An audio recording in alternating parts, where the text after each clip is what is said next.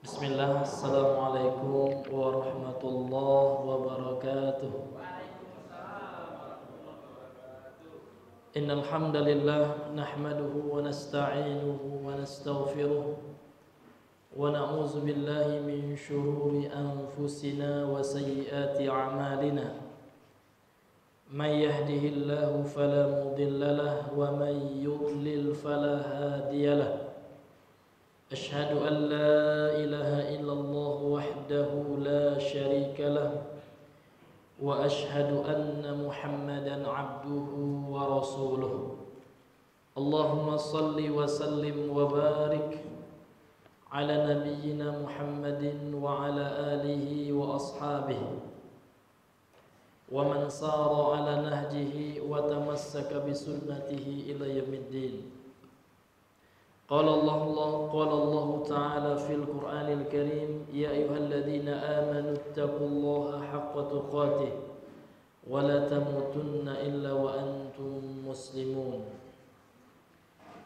أما بعد فإن أصدق الحديث كتاب الله وخير الهدى هدى محمد صلى الله عليه وسلم وشر الأمور محدثاتها وكل محدثة بدعة وكل بدعة ضلالة وكل ضلالة في النار نسأل الله السلامة والعافية منها. معاشر المسلمين والmuslimat rahimani wa rahimakumullah. Alhamdulillah, bersyukur kita kembali kepada Allah Subhanahu wa taala atas segala limpahan rahmat karunia darinya, kemudian hidayah dari Allah Subhanahu wa taala sehingga kita bisa mampu melaksanakan kewajiban kita, ya salat berjamaah. Kemudian salawat dan salam kita senantiasa bersalawat kepada junjungan kita Nabi besar Muhammad sallallahu alaihi wasallam. Allahumma shalli ala Muhammad wa ala ali Muhammad. Baiklah hadirin yang dimuliakan oleh Allah Subhanahu wa taala, kita kembali melanjutkan pembacaan kitab Umdatut Tafsir fi Mukhtasari Tafsir Ibnu Katsir rahimahullah. Kitab Umdatut Tafsir yang merupakan ringkasan dari tafsir Imam Ibnu Katsir yang disusun oleh Syekh Ahmad Syakir rahimahullah taala. Yang mana pada pertemuan kita yang lalu kita telah masuk kepada firman Allah surah Al-Baqarah ayat 37. Allah Subhanahu wa taala berfirman, A'udzu billahi minasyaitonir rajim. Fatalaqqa Adamu mir rabbih kalimatin fataba 'alaihi innahu huwat tawwabur rahim. Dan telah menerima Nabi Adam dari Tuhannya beberapa perkataan, yang dengan perkataan tersebut fataba alaihi, Allah menerima taubatnya. Innahu huwat tawwabur rahim, sesungguhnya Allah adalah at-tawwab, zat yang maha penerima taubat dan zat yang maha mengasihi. Kemudian telah berlalu juga penjelasan kita ya daripada firman Allah ini, bahwasanya perkataan Nabi Adam yang beliau terima dari Allah, yang beliau ucapkan, yang dengannya Allah menerima taubatnya, ada dua kemarin penafsirannya. Yang pertama adalah Nabi Adam dan istrinya Hawa mengucapkan Rabbana zalamna anfusana wa illam taghfir lana wa tarhamna lanakunanna minal khasirin. Ya Tuhan kami, zalamna anfusana, kami telah menzalimi diri-diri kami. Wa illam taghfir lana, kalau seandainya Engkau tidak mengampuni kami ya Allah, wa tarhamna, dan mengasihi kami, lanakunanna minal khasirin, maka sungguh kami akan masuk ke dalam kelompok orang-orang yang merugi.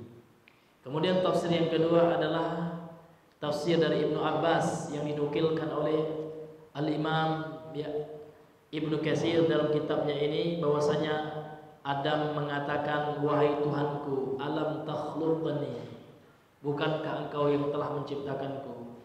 biyadika, dengan tanganmu. Lantas Allah berfirman, bala tentu. Qala ay rabbi alam tanfukh fi mir ruhika, bukankah engkau telah meniupkan kepada jasadku dari roh ciptaanmu? Maka Allah menjawab, benar. Kemudian Adam berkata, qala ara'aita in tubtu wa aslahtu arraji'i anta ilal jannah. Bagaimana kalau seandainya aku bertobat dan aku memperbaiki diri, apakah engkau akan mengembalikan aku ke surga? Maka ya Allah menjawab, bala tentu. Riwayat ini dikeluarkan oleh Al-Imam Hakim dalam kitabnya Mustadrak, dan beliau mengatakan sahihul isnad, ya sanadnya sahih. Ini ya kesimpulan dari pembahasan kita yang sebelumnya. Kemudian kita masuk firman Allah yang selanjutnya, yaitu surah Al-Baqarah ayat yang setelahnya, ayat yang ke-39. A'udzubillahi 38 ya. A'udzubillahi minasyaitonir rajim. Qul nahbitu minha jami'a. Fa imma ya'tiyannakum minni hudan faman tabi'a hudaya fala khaufun 'alaihim wala hum yahzanun. Dan kami berfirman, kata Allah, qulna, dan kami berfirman, ihbitu, turunlah kalian semuanya, minha, darinya, yakni dari surga, jami'an, semuanya. Nabi Adam, istrinya Hawa, termasuk iblis gitu, diusir oleh Allah.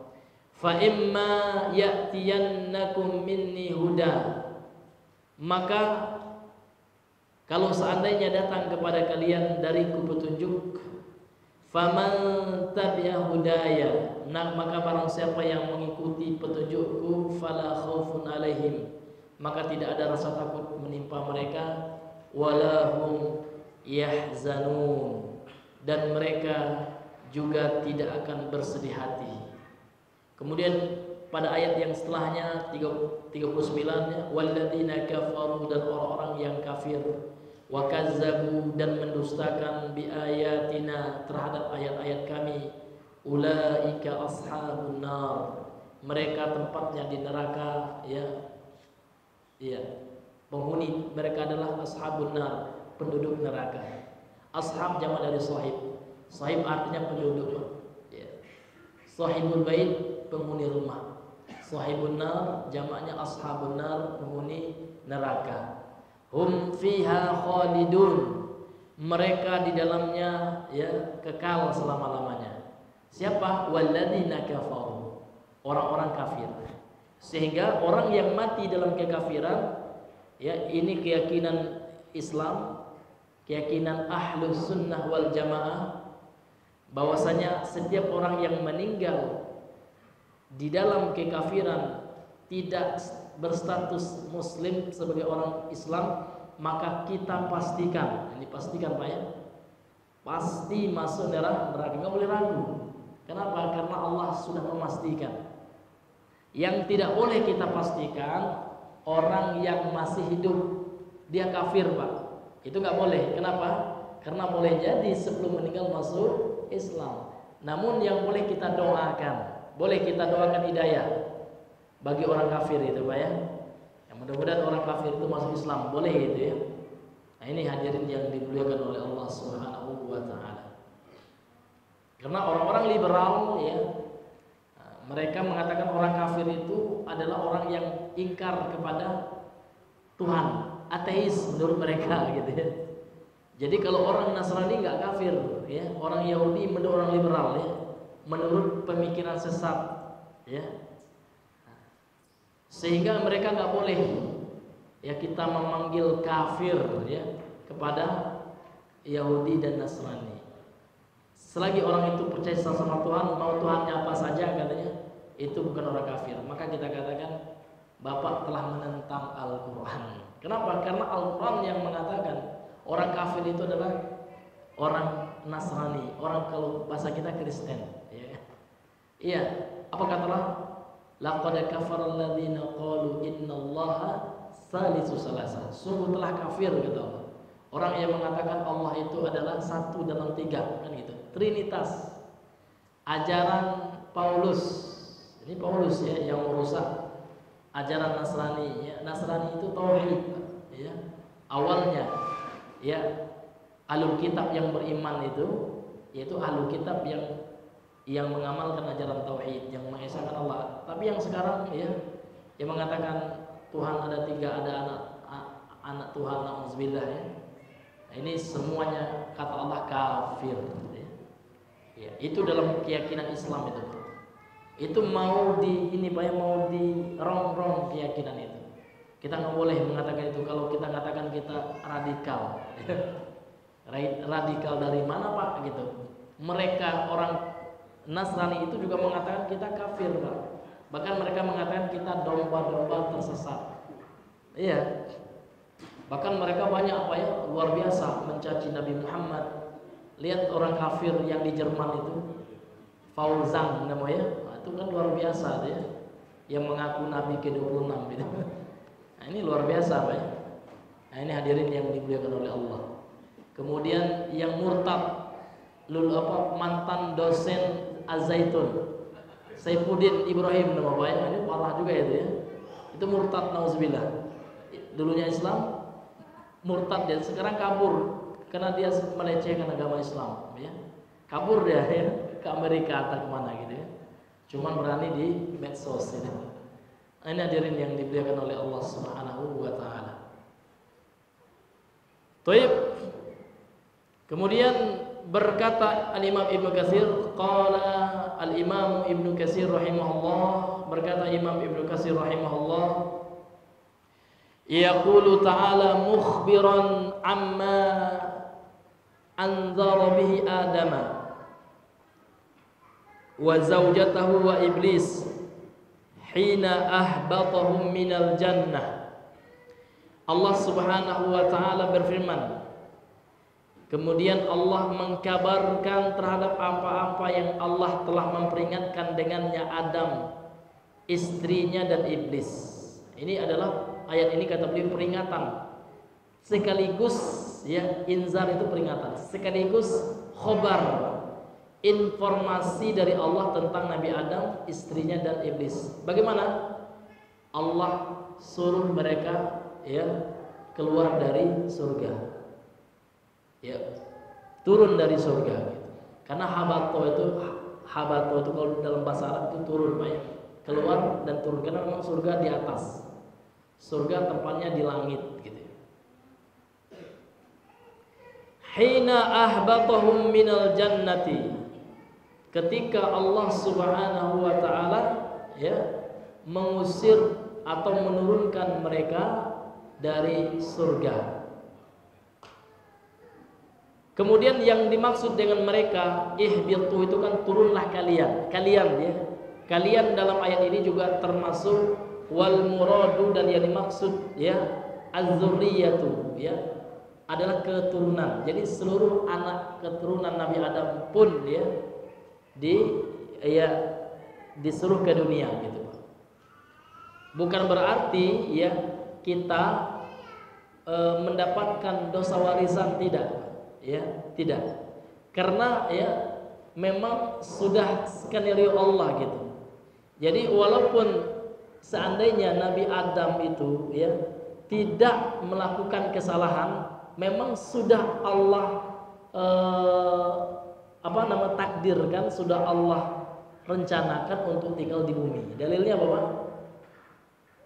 Ayat 30 surah Al-Baqarah ayat 30. Wa idz qala rabbuka lil malaikati inni ja'ilun fil ardi khalifah. Itu sebelum Adam diciptakan itu. Dan ingatlah ketika Tuhanmu berfirman kepada malaikat, inni ja'ilun fil ardi khalifah. Sesungguhnya aku akan menjadikan di bumi itu pemimpin, ya, khalifah, manusia, Nabi Adam. Nah, kemudian malaikat bertanya, wahai Allah, sebelum manusia diciptakan sudah ada makhluk di dunia, namun ternyata mereka menumpahkan darah, melakukan permusuhan gitu ya. Apakah engkau akan menjadikan pemimpin di dunia itu, manusia sebagai pemimpin di dunia itu mereka akan menumpahkan darah gitu kan? Ya, maka Allah mengatakan sesungguhnya aku lebih mengetahui ya daripada kalian. Aku mengetahui apa yang tidak kalian ketahui. Ada rahasia Allah ada. Jadi Allah yang menciptakan kita tentu Allah tahu ada tujuannya Pak ya. Dan Allah sudah tahu semua ini sebenarnya. Namun seluruh kejadian yang kita rasakan itu semua adalah ujian dari Allah Subhanahu wa taala. Sudah tahu Allah, bahkan yang masuk surga dan neraka itu Allah sudah tahu, ya. Namun kita yang nggak tahu gitu ya. Kita yang nggak tahu takdir. Kalau Allah Maha tahu, ilmunya Allah itu luar biasa, Pak. Allah mengetahui yang sudah terjadi, yang akan terjadi, dan yang tidak terjadi. Kalau terjadi apa yang akan terjadi tahu Allah. Luar biasa ilmu. Sehingga Allah itu adalah alim, ya. Maha mengetahui seluruh segala sesuatu. Bertanya para sahabat, ya Rasulullah, kalau seandainya Allah itu sudah tahu siapa yang bakal menjadi penghuni surga, siapa yang bakal menjadi penghuni neraka, lantas untuk apa kami beramal? Maka Nabi mengatakan, ya, i'malu fakullun muyassarun bima khuliqa lahu. Kalian kan nggak tahu, Allah Maha tahu ya. Apakah kalian tahu kalian bakal masuk neraka surga? Kan enggak. Maka kalau nggak tahu, maka Rasul mengatakan i'malu, beramallah ke kalian. Fakullun muyassarun, setiap orang itu akan dimudahkan lima khuliqa lahu, dia itu diciptakan untuk apa? Kalau dia diciptakan untuk surga, insyaallah dia akan mudah melakukan amalan penduduk surga.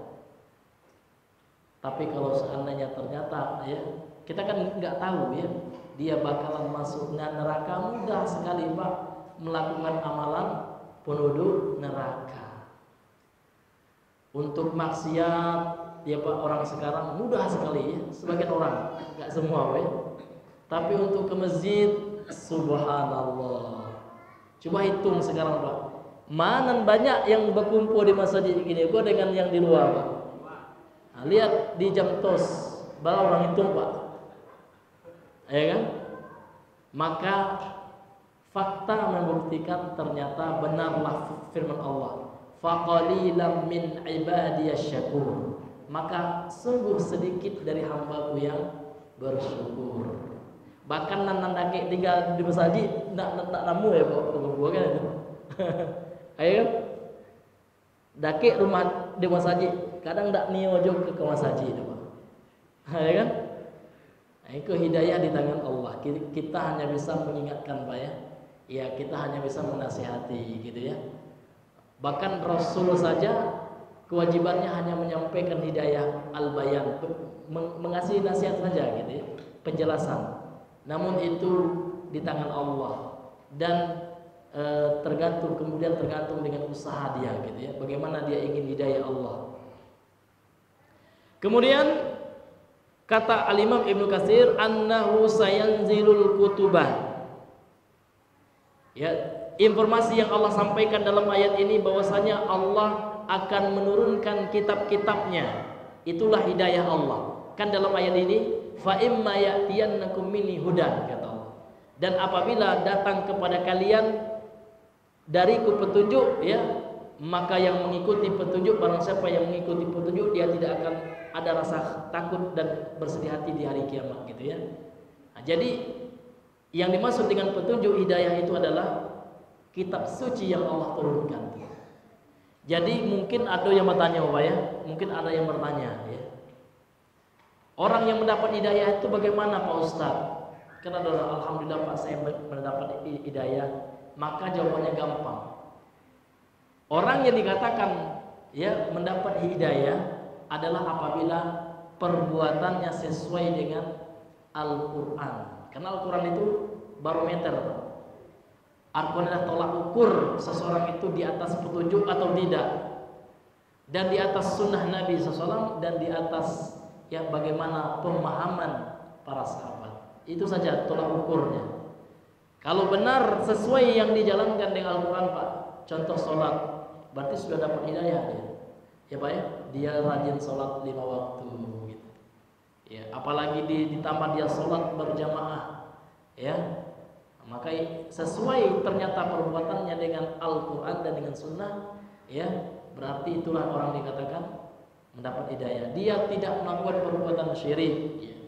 Karena Al-Quran melarang kita, ya, hadis melarang kita berbuat syirik. Ternyata dia benci dan tidak mau berbuat syirik, berarti dapat hidayah itu. Ya. Namun ada pula orang lain dia mengatakan alhamdulillah saya dapat hidayah katanya. Iya. Tapi maksiat jalan terus, ya, pacaran jalan terus, ada orangnya ini nggak dapat hidayah. Ya. Kenapa? Karena pacaran itu sudah bertentangan dengan Al-Quran. Karena Al-Quran mengatakan wala taqrabuz zina innahu kana fahisyatan wa sa'a sabila. Jangan kalian dekati zina. Jadi yang dilarang, Pak, tidak hanya berzina. Ini menjadi catatan, Pak. Dilarang oleh Allah segala sesuatu yang mendekatkan kepada zina, termasuk pacaran. Batu, karena pacaran itu hubungan di luar nikah, itu zina itu. Ya. Dalam Islam itu bare, Pak. Pezina itu haram hukumnya dinikahi oleh orang yang tidak pezina. Maka hati-hati kita ya, Pak, ya. Orang yang masih jomblo ya, hati-hati memilih calon. Dalilnya apa, Pak? Surah An-Nur. Apa kata Allah Subhanahu wa taala? Wazaniyatu la yankihuha illa zanin aw musyrik wa hurrima dzalika 'alal mu'minin. Wazaniyatu, dan pezina perempuan, la yankihuha, tidak boleh menikahinya, illa zanin, kecuali pezina juga atau musyrik, ya. Wa hurrima dzalika 'alal mu'minin, dan diharamkan menikahinya atas seluruh orang-orang yang beriman. Nah, sekarang, Pak, ya kan, na'udzubillah, enggak sekarang aja, Pak, zaman saya dulu waktu SMA, ya, ada teman, apa ya, ternyata nggak masuk lagi dia, ternyata dapat informasi, wah dia sudah hamil. Na'udzubillah. Luar biasa zaman sekarang, Pak, pintu-pintu perzinaan luar biasa, karena memang sudah diberi lampu hijau. Maksudnya telah diberi informasi oleh Rasulullah, ya, sudah disabdakan oleh Rasul, ya, inna min asyrati sa'ah, sesungguhnya di antara tanda-tanda hari kiamat itu, di antaranya Rasul mengatakan antazharuz zina, akan banyak muncul perzinaan. Bahkan yang lebih parahnya, akan ada nanti datang suatu masa orang berzina di tengah jalan, Pak. Di pinggir-pinggir jalan berzina, tidak ada orang yang melarangnya. Nauzubillah. Maka di antara bentuk azab Allah itu datang apabila ada kemungkaran, orang diam, tidak ada yang amar ma'ruf nahi mungkar gitu. Jadi, Pak, kalau kita nampak maksiat, Pak, orang pacaran, tegur gitu. Enggak perlu marah-marah, Pak. Itu assalamualaikum, ya. Kalau orang Minang, ya, udah uni, mau maaf, udah uni, ala semestinya. Walau, Pak, enggak boleh dah. Dan agama awak itu haram. Ya, awak mengecek pelan-pelan ya, Pak, ya. Tidak harus marah-marah gitu. Mudah-mudahan ya mengerti, Pak, ya. Iya. Kadang-kadang, Pak, di pabian, Pak, kadang yang lebih parah itu, Pak, ya, anak diberi fasilitas gitu ya untuk pacaran. Datang laki-laki pergi menjemput anak gadis kita. Ini parah, dan itu terjadi, Pak, di tengah-tengah masyarakat. Ndak pulang anaknya sehari 2 hari, Pak, diam saja. Ayamnya sehari ndak pulang, apa cari, Pak, ya. Kambingnya ndak pulang, apa cari, Pak. Seolah-olah kambing dan ayam lebih diperhatikan daripada anak gadis. Na'udzubillahi min zalik. Itu yang mesti kita merantas, ya. Ya, adat istiadatnya seperti itu, Pak, ya. Ini adat yang enggak benar itu. Pacaran itu, ya. Jadi bahasa awak kalau nikah aja, bahasa solusinya nikah secara syar'i.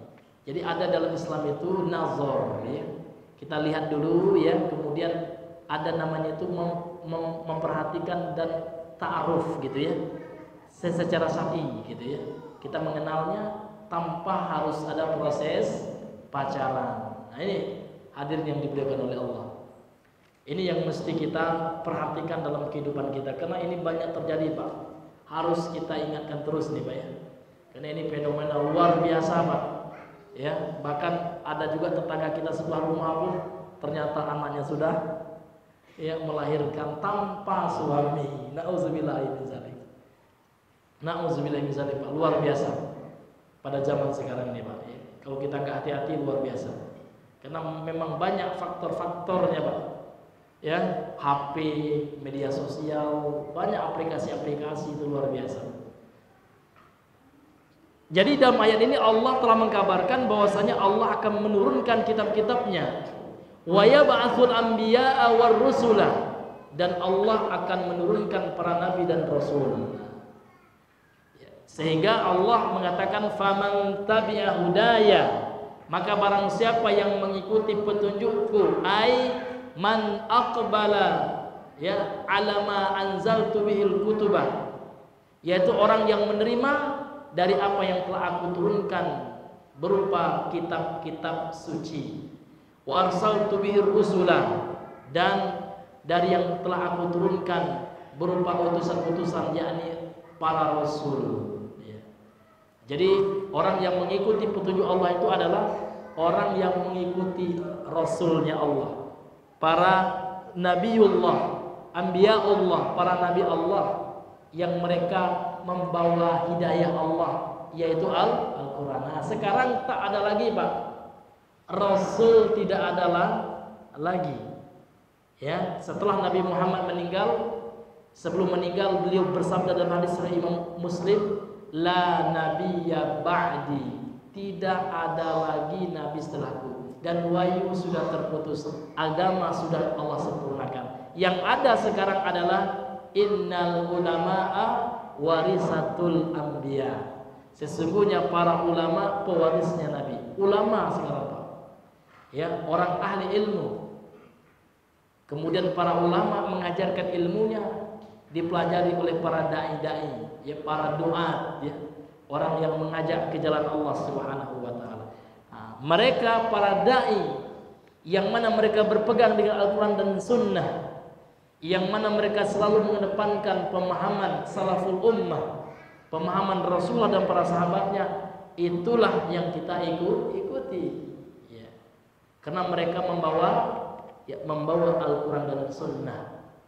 Karena mereka menyebarkan Al-Quran dan Sunnah, mengajak manusia ke jalan Allah.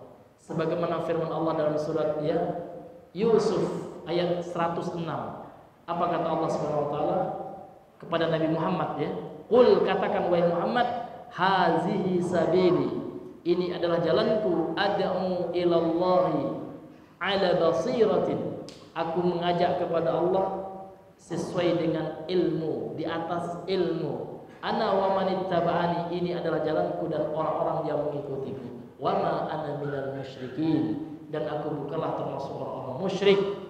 Jadi berdakwah ke jalan Allah di atas ilmu, itulah pengikutnya Rasulullah yang mesti kita ikuti. Itulah orang yang mendapatkan hidayah. Ini diri yang dimuliakan oleh Allah. Kemudian fa imma ya'tiyannakum hudan faman tabi'a hudaya, dan apabila datang kepada kalian petunjuk, ya, dariku petunjuk, maka barang siapa yang mengikuti petunjukku, fala khaufun alaihim, maka tidak ada rasa takut menimpa mereka, ai fi ma yastaqbiluna min amril akhirah, yaitu sesuatu yang akan terjadi dari urusan akhirat. Jadi orang yang mendapatkan hidayah, orang yang mendapatkan hidayah, apa? Orang yang berjalan di atas jalan yang lurus, di atas siratil mustaqim, ya, maka mereka tidak akan khawatir kelak di akhirat. Di akhirat mereka tidak akan khawatir lagi. Meskipun di dunia mesti kita takut, Pak. Jadi di dunia ini mesti kita takut dan tidak boleh merasa aman, gitu, dari makar Allah. Jadi kita sekarang, Pak, alhamdulillah kita sholat, kita bisa meninggalkan perbuatan yang Allah haramkan misalkan. Namun kita jangan merasa aman di dunia ini. Kenapa? Karena Rasulullah mengatakan la yajma'ullahu fi abdihi amnaini wal khufain. Allah itu tidak akan mengumpulkan dua rasa aman bagi hambanya, ya kan, di dunia ini. dan juga tidak akan mengumpulkan pada diri hamba itu dua rasa takut, ya. Artinya apa? Iza ammanani fi dunya, ya kan? Apabila hamba itu merasa aman terhadap azabku, udahlah, ya. Azab Allah itu kecil, katanya. Seolah-olah ada pula orang yang menantang Allah. Enggak apa-apa saya masuk dan neraka. Artinya apa? Dia merasa aman gitu. Enggak ada rasa takut sama Allah. Maka kata Allah, akan aku buat dia takut kelak di akhirat. Akan kurasakan ketakutan yang luar biasa kepadaku di akhirat. Wa man khafani fid dunya, sebaliknya barang siapa yang takut kepadaku di dunia, ini hadis sahih, ya. Ya kan? Maka aku akan memberikan rasa aman kepadanya di akhirat. Maka memang kita harus takut, Pak, di dunia ini. Bahkan al-khauf, ya, al-khaufu minallah, ini ulama mengatakan termasuk rukun ibadah. Jadi rukun ibadah itu, Pak, yang pertama ada al-mahabbah. Jadi kita beribadah itu didorong dengan rasa cinta. Kenapa kita sholat? Karena kita cinta sama Allah. Bagaimana menumbuhkan rasa cinta kepada Allah? Dengan merenungi seluruh kebaikan yang Allah berikan kepada kita. Bayangkan Bapak Ibu, ya, kita dahulu sesuatu yang tidak ada. Kita ini nggak ada apa-apanya. Setelah itu Allah adakan kita, Allah ciptakan kita.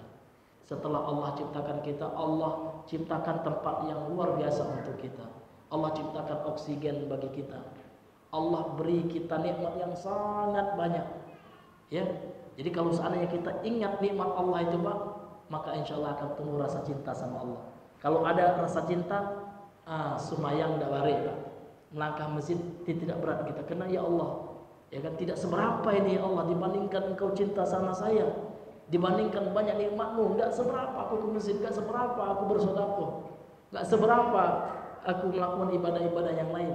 Umroh enggak seberapa itu, ya, dibanding nikmatmu yang banyak. Ya kalau ada uang, Pak, ya. Ini sebagian orang, Pak, beli mobil Pajero lancar-lancar saja dia. Oh, nak umroh, Pak, pelit kali, Pak, ya. Seolah-olah akan miskin dia kalau pergi umroh. Nah, tapi kalau beli mobil, ya, luar biasa, ya kan? DP-nya 100 juta dia, ansurannya membludak katanya. Ini terkadang seperti itu, Pak, ya. Iya. Jadi hadirin yang dimuliakan oleh Allah Subhanahu wa taala, itu rukun ibadah. Jadi bagaimana menumbuhkan rasa cinta sama Allah? Ingat, ya, nikmat Allah yang banyak itu. Kalau engkau hitung nikmatku, kata Allah, wa in ta'uddu ni'matallah la tahsuha. La tuhsuha, gitu ya. Kalian tidak akan mampu menghitung saking banyaknya. Fa bi ayyi ala'i rabbikuma tukadziban. Nikmat Allah yang mana lagi yang kalian dustakan saking banyaknya, Pak. Di tubuh kita ini luar biasa, Pak, ya, nikmat Allah. Coba Allah minta bayaran mata kita, kita melihat gratis, Pak. Iya. Jantung kita luar biasa. Lihat orang sakit jantung, berapa uang yang harus dia keluarkan, Pak. Ya kan? Ada orang cangkok jantung, jantungnya bocor, ratusan juta, Pak, operasi jantung gitu. Allah nggak pernah minta biaya jantung gratis nih, Pak, ya. Oksigen sudah berapa lagi? Kita makan di bumi Allah. Nasi yang kita makan tumbuh di bumi Allah. Ya, suburnya padi itu karena air dari Allah Subhanahu. Jadi kita ini, Pak, numpang makan saja sebenarnya. Namun kita masih durhaka. Kalau kita ingat kebaikan Allah itu, Pak, insya Allah tumbuh rasa cinta sama Allah. Jangankan sama Allah, Pak, sama orang biasa aja ada orang baik sama kita, Pak, ya. Ada orang perhatian sama kita.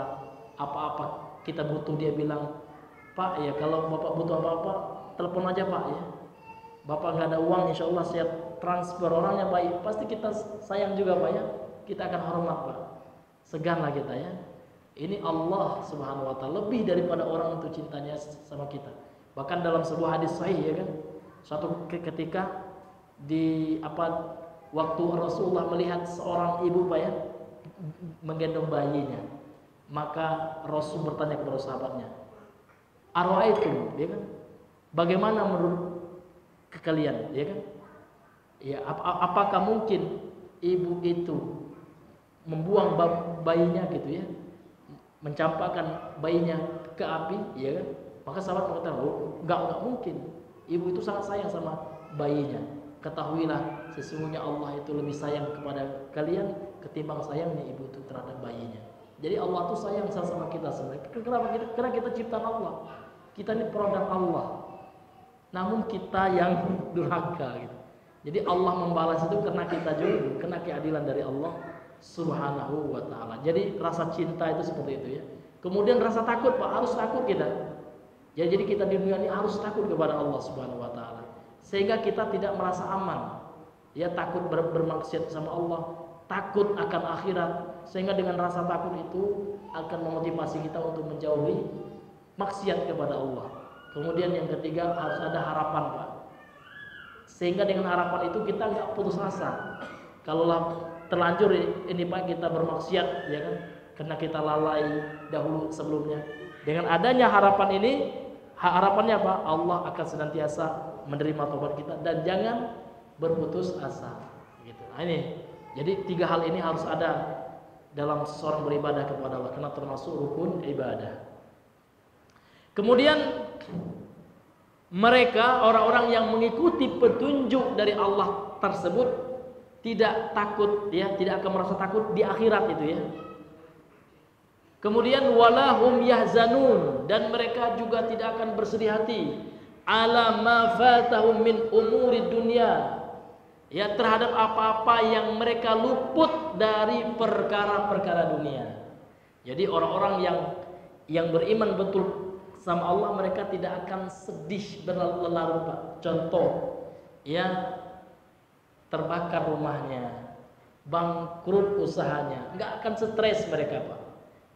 Kenapa? Karena mereka yakin ini adalah takdir Allah dan itu semua adalah milik Allah gitu. Kalau Allah mengambilnya, iya, terserah Allah gitu. Karena kita ini cuma numpang pakai saja gitu. Lihat Nabi Ayub, ya, sosok yang paling sabar itu, Pak, ya. Ya, luar biasa, Pak. Dahulunya beliau orang kaya, punya rumah, punya ternak, istri cantik gitu, Pak, ya. Allah uji beliau, ya, habis rumahnya, kemudian ternaknya mati, ya. Bahkan diuji tubuhnya dengan penyakit kudis, ya, sehingga diasingkan oleh masyarakatnya, saking jijiknya nggak boleh tinggal di kampungnya, suruh mengungsi gitu. Sampai-sampai istrinya pun, ya, terkena, Pak, ya. Nah, ini hadirin yang dimuliakan oleh Allah, cobaan, namun beliau tidak pernah berputus asa karena orang yang beriman seperti itu. Walahum yahzanun, mereka tidak akan bersedih hati ala ma fatahum min umuri dunia. Ini diantara tafsirnya, ya, terhadap apa yang mereka luput, mereka tinggalkan, yang mereka rugi, ya, dari perkara-perkara dunia ini. Ini hadirin yang dimuliakan oleh Allah. Sedih boleh, Pak, tapi jangan larut gitu ya. Ya, kalau sedih itu manusiawi, Pak, ya, anak kita meninggal, kita nangis tapi tidak meratap, boleh. Bahkan Rasul ketika meninggal, Qasim anak beliau yang pertama, anak beliau yang paling tua itu Qasim, ya, meninggal menangis beliau, namun beliau tidak meratap. Nah, kalau meratap, Bapak, Rasul mengatakan dalam hadis Sahih Al-Bukhari, kalau seandainya, ya, ratapan anak keluarganya, ahli warisnya itu menjadi sebab sang mayit disiksa, Pak, mendapat siksa kubur. Innal mayyita la yu'adzab, ya, la yu'adzabu bibukai alihi. Sesungguhnya mayit itu, ini hadis Sahih Al-Bukhari, ya, akan diazab disebabkan oleh tangisan keluarganya. Kemudian ulama mengatakan kenapa seperti itu? Karena yang pertama, dia tidak pernah mendidik keluarganya dulu. Jadi nggak pernah diajarkan, nak, meratap itu dosa, karena dia lalai, mungkin sibuk dunia saja, ya. Jangankan mau didik anak, untuk dia sendiri boro-boro gitu, ya. Iya kan? Nah, itu sebabnya. Kemudian yang kedua, dia tidak pernah mendidik anaknya akan agama. Yang kedua, dia tidak pernah mengingatkan anaknya. Jadi Pak Ustadz, misalkan seperti ini, orang ini sudah mengingatkan ahli warisnya, bahkan dibuat wasiat itu, ya, wasiat. Nah, kalau seandainya ayah mati besok, tolong jangan diratap dengan meraung-raung, merobek-robek baju. Sesungguhnya itu perbuatan bisa menyebabkan ayah diazab. Maka ulama mengatakan, insya Allah dengan seperti itu, kalau dia ingatkan, insya Allah dia tidak akan diazab karena ada uzurnya, Pak, ya. Karena dia sudah mengingatkan keluarganya sebelum dia meninggal. Ini penting, Pak, wasiat itu. Misalnya kita punya utang nih, ya kita tulis gitu. Meninggal kita cepat dilunasi, ya. Ya, kalau seandainya kita sudah buat wasiat Pak, ya, Bapak ya, istriku kalau ya Abi meninggal ya, Abi punya utang, tolong dijual aset kita.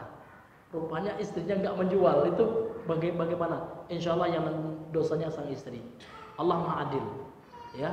Kalau meninggal suaminya, insya Allah, ya kan, dia akan Allah bebaskan karena sudah ada niat untuk bayar utang. Yang penting Pak ada wasiat kita, gitu. Kan ada juga sekarang Pak suami banyak utang, meninggal deh Pak ya, aset ada, rumah besar gitu ya. Sang istri rupanya cinta dunia gitu ya, nggak mau dia. Nah, ini kalau suami sudah ada wasiat itu Pak, sang istri itu kelak meninggal dia yang nanggung utang suaminya itu. Sang istri itu dilimpahkan ke dia itu. Kenapa? Karena suami meninggalkan harta nih, ada warisannya, ada asetnya gitu ya, enggak dijual. Ini suami istri durhaka juga itu ya. Iya. Jadi kalau seandainya kita meninggal punya utang ya, aset yang kita tinggal jual Pak ya, karena akhirat itu lebih baik daripada dunia. Ya, keselamatan di akhirat itu lebih kita dahulukan daripada kemewahan hidup di dunia. Di dunia ini ya enggak lama Pak ya. Ajal kita itu dekat, tapi kiri kita aja yang nggak tahu kapan, gitu ya. Boleh jadi Pak ajal kita besok pagi, lusa, kan nggak tahu, nggak ada yang tahu, rahasia Allah. Makanya kita disuruh untuk senantiasa bersiap, gitu kan. Maka ingatlah kematian. Ingat kematian itu maksudnya apa? Persiapkan untuk menghadapi kematian. Jangan ingat mati, orang banyak ingat mati, ya ingat, tapi tetap juga lalai. Berarti nggak ingat mati. Orang yang ingat mati itu orang yang selalu bersiap menghadapi kematian, ya. Dengan apa Pak? Dengan taubat, dengan senantiasa bertobat. Jadi orang yang ingat kematian itu orang yang selalu bersiap Pak, ya. Nah, ini hadirin yang dimuliakan oleh Allah Subhanahu Wa Taala. Dan tanda-tanda kematian itu banyak sekali Pak ya. Orang sebelah rumah kita mati, ya, meninggal. Ya. Imam sahabat ya, ulamanya sahabat ya, pembesarnya sahabat termasuk Khulafaur Rasyidin. Umar bin Khattab, beliau pernah mengatakan, ya kan, al-ana qala qad mata fulanun wa mata fulanun, kata beliau. Sekarang orang mengatakan si anu lah meninggal, ya kan? Wa sayatil yaum sayaqulun nasu mata Umar. Maka akan datang suatu hari orang akan mengatakan Umar yang telah meninggal, gitu ya. Jadi orang sekarang Pak dapat kita kabar, oh si anu lah meninggal gitu. Besok namanya ngecek kalau ya orang ngecek, si anu lah meninggal gitu. Kita pula yang nanti dibicarakan orang, itu mengingatkan kita kepada kematian ya. Sehingga kita harus siap Pak ya dengan kematian tersebut, dengan amal soleh dan dengan taubat ya kepada Allah Subhanahu wa Ta'ala. Kama qala fi surati Thaha, sebagaimana Allah berfirman semakna ya, dengan surah Thaha nih Pak ya. Qala bitu minha jami'a. Allah berfirman ihbita ya. Keluarlah kalian berdua minha darinya, yakni dari surga itu. Jami'an, semuanya. Ba'dukum li ba'din aduwwun. Sebagian kalian dengan sebagian yang lain akan bermusuh-musuhan. Fa imma ya'tiyannakum minni huda. Dan apabila datang ya kepada kalian dariku petunjuk, famanittaba hudaya fala yadhillu wa la yashqa. Dan barang siapa yang mengikuti petunjukku, maka dia tidak akan tersesat dan tidak akan celaka, gitu. Jadi orang yang mengikuti hidayah Al-Quran dan Sunnah, maka janji Allah fala yadhillu, tidak akan tersesat, wala yashqa, dan tidak akan celaka. Jadi mafhumul mukhalafah, pemahaman dari ayat ini, barang siapa yang tidak mengikuti petunjuk Allah, barang siapa yang tidak mengikuti Al-Quran dan Sunnah dan pemahaman sahabat ya, maka mereka akan sesat dan celaka. Jadi sudah ada Pak barometernya. Sesatnya kenapa? Jelas gitu. Sesatnya kena menyelisih Al-Quran, menyelisih Sunnah gitu. Qala Ibnu Abbasin, berkata Ibnu Abbas ya, fala yadhillu fi dunya wa la yashqa fil akhirah. Iya. Maka orang yang mengikuti hidayah orang yang mengikuti Al-Quran, orang yang mengikuti petunjuk Allah, Al-Quran dan Sunnah, fala yadhillu fid dunya, maka dia tidak akan tersesat di dunia, wala yashqa fil akhirah, maka dia tidak akan celaka di akhirat. Sebaliknya, kemudian sebaliknya ya, orang yang tidak mengikuti petunjuk Allah, maka dia akan tersesat di dunia dan celaka di akhirat. Kemudian Imam Ibnu Katsir membawakan firman Allah, ya, wa man a'rada an zikri, barang siapa yang berpaling dari peringatanku. Apa contohnya Pak? Allah memperingatkan, ya kan? Wa qadha rabbuka alla ta'budu illa iyyah wa bil walidaini ihsana. Dan Allah telah memerintahkan. Qadha di situ di antara maknanya kata ulama ya amara. Qadha di antara maknanya amara, memerintahkan. Jadi wa qadha rabbuka artinya dan Tuhanmu telah memerintahkan alla ta'budu illa iyyah, janganlah kalian menyembah, beribadah kecuali hanya beribadah kepada Allah saja. Wabil walidaini ihsana, dan supaya kalian berbakti, berbuat baik kepada kedua orang tua. Sehingga perbuatan syirik adalah dosa yang paling besar. Di bawahnya Pak, dosa durhaka dengan orang tua. Sekarang itu Pak permasalahan ya sekarang Pak, karena memang tanda-tanda ciri akhir zaman gitu Pak ya. Dalam hadis yang kedua dalam Arba'in An-Nawawiyah Pak ya, disebutkan oleh Rasulullah tentang ciri-ciri hari kiamat. Di antaranya antalidal ammatu rabbataha, budak akan melahirkan tuannya. Jadi dia ini budak, anaknya sebagai tuan. Nah, di antara tafsir dari hadis ini, syarah dari hadis dan dari ulama, akan banyak di akhir zaman nanti anak-anak yang memperlakukan orang tuanya bagaikan budak, tidak dihargai Pak. Itu banyak kejadian Pak, walaupun tamat pondok, banyak yang durhaka juga Pak. Kadang emaknya dicarutnya, kata-kata kasar sama orang tuanya, emaknya menelpon nomor diblokir, emaknya enggak diangkat. Terjadi itu. Nah, ini contoh orang sesat. Itu kita katakan sesat. Kenapa? Bertentangan dia dengan Al-Quran. Jadi kalau ada orang durhaka, jangan malu kita mengatakan itu sesase itu yang sase itu. Bapak sase sudah menyelisih Al-Quran. Al-Quran menyuruh kita berbuat bakti. Jangankan bentak orang tua, ya kan? Wala taqul lahuma uff. Janganlah kalian katakan kata uff itu dalam bahasa Arabnya Pak. Ya, ungkapan yang paling rendah dalam menolak, itu uff dalam bahasa Arab. Kalau bahasa Arab gitu ya. Jadi kita tidak setuju dengan orang tua kita kan, kita tolak dengan agak apa namanya itu Pak? Agak kesal, gitu ya. Itu bahasa Arab uff gitu ya. Allah mengatakan wala taqul lahuma uff. Jangan kalian katakan uff, itu saja dia dilarang. Apalagi kita mencarut orang tua kita, membentak orang tua kita. Nah, ini banyak kejadiannya Pak ya. Nah, walaupun orangnya terkadang kelihatan soleh juga ya Pak ya, terkadang sholat juga, namun dalam hal ini dia sesat, sasenya gitu ya. Badu durhaka sama orang tua. Mesti ya, kalau tahu kita ingatkan. Ya, kalau mengerengkang yuk kita doa aja sama Allah ya.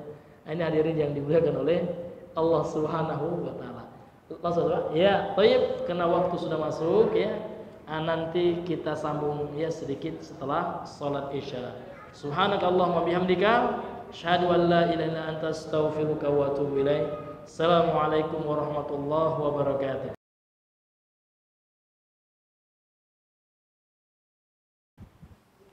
Bismillah. Assalamualaikum warahmatullahi wabarakatuh. Insyaallah taala kita lanjutkan sedikit dari kitab Umdatul Tafsir ini. Qala al-muallif rahimahullahu taala, A'udzu billahi minasyaitonir rajim. Kemudian beliau membawakan ya ayat dalam surah Thaha ini. Wa man a'rada an dzikri, dan barang siapa yang berpaling dari peringatanku, kata Allah, fa inna lahu, maka sesungguhnya baginya ma'isyatan, kehidupan dongka yang sempit. Jadi kehidupan yang sempit ini Pak, kehidupan yang tidak penuh, yang tidak merasa bahagia orangnya, dan tidak identik dengan miskin ini Pak. Karena yang dongka itu dhayiq, yang sempit, walaupun orangnya kaya terkadang Pak, namun dia tidak merasa kebahagiaan dengan kekayaannya. Tidak sedikit orang kaya Pak, narkoba, ya bahkan ada yang bunuh diri.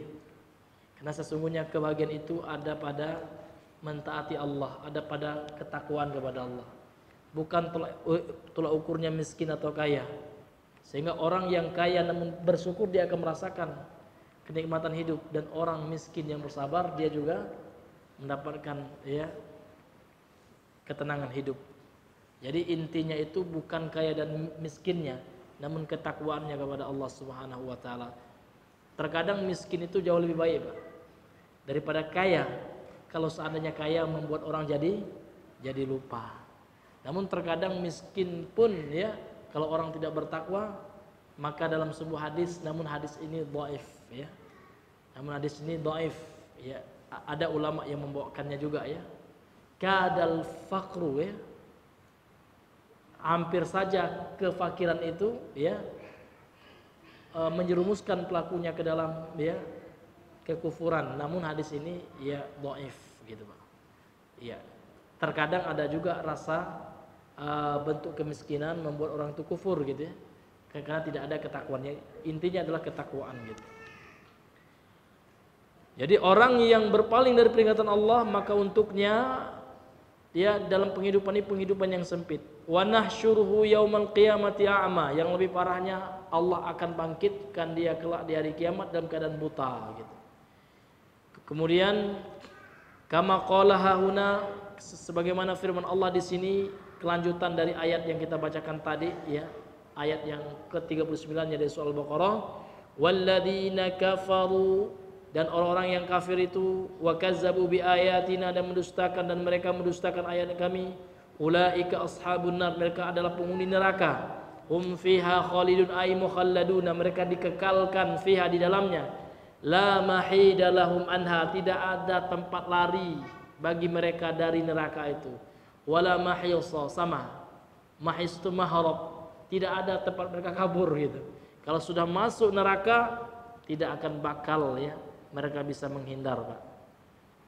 Wa qad rawa Ibnu Jaririn an Abi Sa'idin, dan telah meriwayatkan Ibnu Jarir dari Abu Sa'id, wasmuhu Sa'id bin Malik, namanya Sa'id bin Malik Ibn Sinan Al-Khudri, bin Sinan Al-Khudri, qala Rasulullah sallallahu alaihi wasallam, amma ahlun nari, adapun penghuni neraka, alladzina hum ahluha, yang mereka adalah penghuninya, fa innahum la yamutuna fiha wa la yahyuna, sesungguhnya mereka tidak mati di dalam neraka itu, tidak pula hidup, walakin aqwaman asabathumun naru bi khatayahum au bi dzunubihim fa amatathum imatatan hatta idza saru fahman uzina lahu fis syafa'ah. Akan tetapi kelak ada suatu kaum, mereka ditimpa neraka, maksudnya mereka masuk neraka bi khatayahum, karena kesalahan dosa-dosa atau dosa-dosa mereka, maka mereka dimatikan ya kan, dengan sebuah bentuk kematian gitu. Hatta idza saru fahman, dan ketika mereka menjadi bara, dia faham itu bara ya, uzina lahu fi syafaati, ini hadis dari Imam Muslim, dan kemudian mereka diizinkan untuk diberikan pertolongan syafaat dari Allah Subhanahu wa taala perantara Nabi Muhammad sallallahu alaihi wasallam. Ini adalah untuk pelaku dosa besar Pak. Jadi dia masih muslim, dia ahlu tauhid, masih muwahhid gitu, akan tetapi dia singgah dulu di neraka, memang dibuat mati oleh Allah Subhanahu wa taala. Berdasarkan hadis ini, fa amatathum ya, maka dia itu diberikan kematian ya, imatatun ya, satu kematian gitu. Kemudian setelah dia seperti bara sudah dibakar di neraka itu ya, kemudian ya karena masih ada tauhidnya gitu ya, karena ada pertolongan dari Nabi Muhammad. Jadi syafaat Nabi itu Pak, doa Nabi kepada Allah itu hanya untuk ya pelaku dosa besar yang tidak membawa dosa syirik. Syaratnya dia meninggal membawa tauhid. Dalilnya apa Pak? Dalilnya dalam Sahih Muslim, dalam hadis yang lain. Ya, kata Nabi sallallahu alaihi wasallam, ya kan, kullu nabiyyin ya lahum da'watun mustajabah. Setiap nabi itu memiliki doa yang mustajab. Fata'ajja kullu nabiyyin da'watahu. Dan setiap nabi itu sudah berdoa dengan doa yang mustajab itu di dunia gitu. Wa in ikhtaba'tu da'wati, akan tetapi aku, kata Nabi Muhammad, aku sembunyikan doa itu. Syafa'atan li ummati yaumal qiyamah, sebagai bentuk pertolongan buat umatku di hari kiamat. Fahyana ilatun, syafaatku tersebut akan diberikan, akan diperoleh gitu ya. Man mata min ummati la yusyriku billahi syai'an, siapa saja yang meninggal dari umatku la yusyriku billahi syai'an, syaratnya mereka tidak berbuat syirik, tidak membawa dosa syirik besar. Ya, kalau dosa syirik kecil juga termasuk, namun bedanya ulama mengatakan seperti Syekh Shalih Al Fauzan dalam kitabnya Aqidatut Tauhid, bedanya kalau syirik ya kecil masuk neraka juga namun tidak kekal. Nah, tapi kalau syirik besar itu sepakat ulama nauzubillahi min zalik ya, kalau tidak bertobat maka mengekalkan dari neraka. Dan ini ada kisah nih dia di sini kan ya, umat Rasulullah yang mana mereka karena dosanya mereka disiksa dahulu sampai sudah menjadi bara api Pak ya. Ya luar biasa ya. Maka setelah itu baru diberikan syafaat. Namun syaratnya berdasarkan hadis yang lain ya. Yang diberikan syafaat oleh Rasulullah adalah orang yang meninggal yang tidak membawa dosa syirik besar. Wallahu taala a'lam bisawab. Maka selesailah kita membaca ringkasan tafsir Al-Baqarah ya, surat Al-Baqarah ayat 38 sampai 39. Insyaallah kalau masih ada waktu atau masih ada kesempatan takdir kita ya, insyaallah ya akan kita lanjutkan pertemuan selanjutnya ya, surah Al-Baqarah ayat 40 sampai 41. Wallahu taala alam bisawab. Di sini saja dahulu pembahasan kita malam hari ini.